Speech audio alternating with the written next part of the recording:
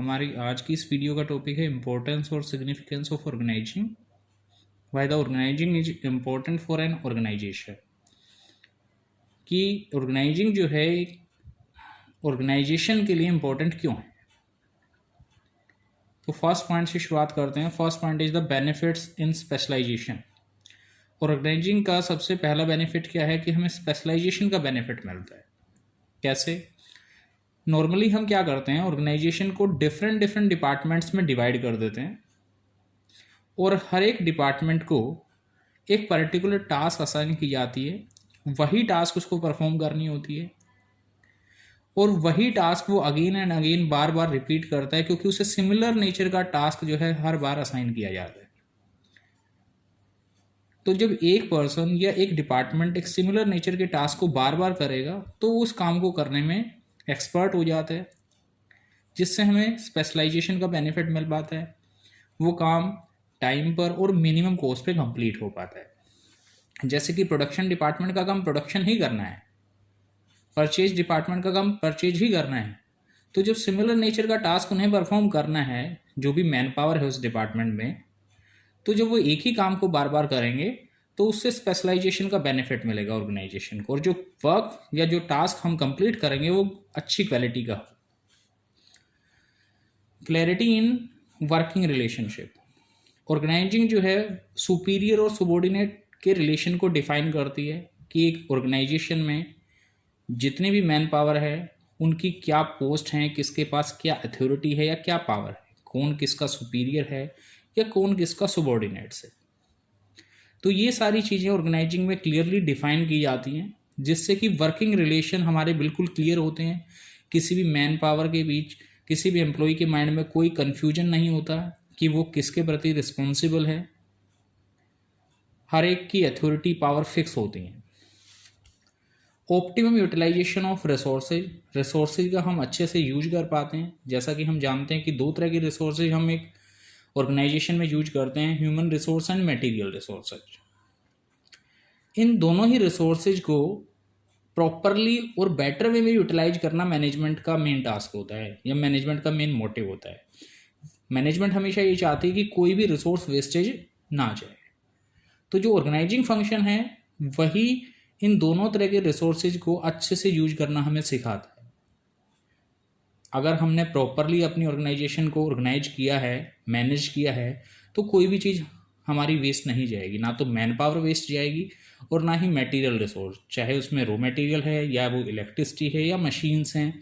जितनी भी चीज़ें जो हमारे प्रोडक्शन में या हमारी ऑर्गेनाइजेशन को ऑपरेट करने में हेल्प करती है, उसमें से किसी भी रिसोर्स को हम वेस्ट नहीं जाने देंगे अगर हमारी ऑर्गेनाइजिंग क्या है, प्रॉपर वे में की गई। Fourth importance is adoption to change.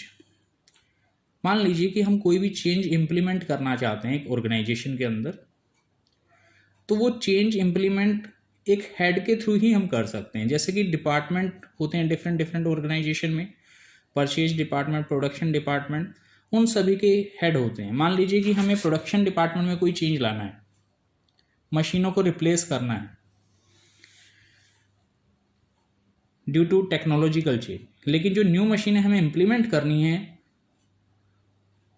उनके लिए वर्कर्स को प्रॉपर ट्रेनिंग दी जानी जरूरी है।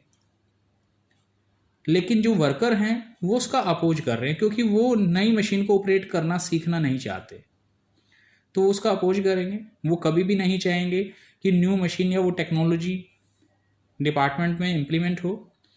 लेकिन हम एक हेड के थ्रू वो चेंज ला सकते हैं। मीन्स हम उसके हेड को मोटिवेट करके, एनकरेज करके वो चेंज ला सकते हैं, और वो हेड जो है अपने तरीके से अपने डिपार्टमेंट की मैन पावर या वर्कर्स को एक तरह से मोटिवेट करने का काम करता है, जिससे कि वो चेंज इजीली किया जा सकता है। Effective administration.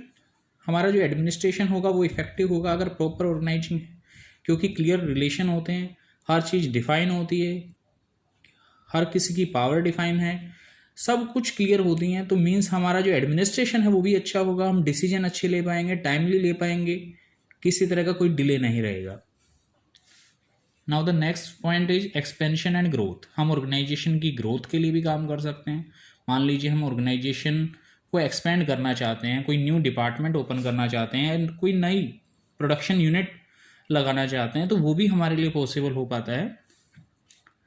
Development of personal का मतलब क्या होता है? Man power. जो भी एम्प्लॉई या वर्कर काम करने वाले हैं ऑर्गेनाइजेशन के अंदर, उनके डेवलपमेंट में भी ऑर्गेनाइजिंग बेनिफिशियल है, क्योंकि टाइम टू टाइम, जैसा कि मैंने अभी बात की थी एडोप्टेशन टू चेंज की, कि कोई भी हमें चेंज लाना है तो उसके लिए हमें अपने वर्कर्स को ट्रेन करना होता है, एम्प्लॉय को ट्रेन करना होता है।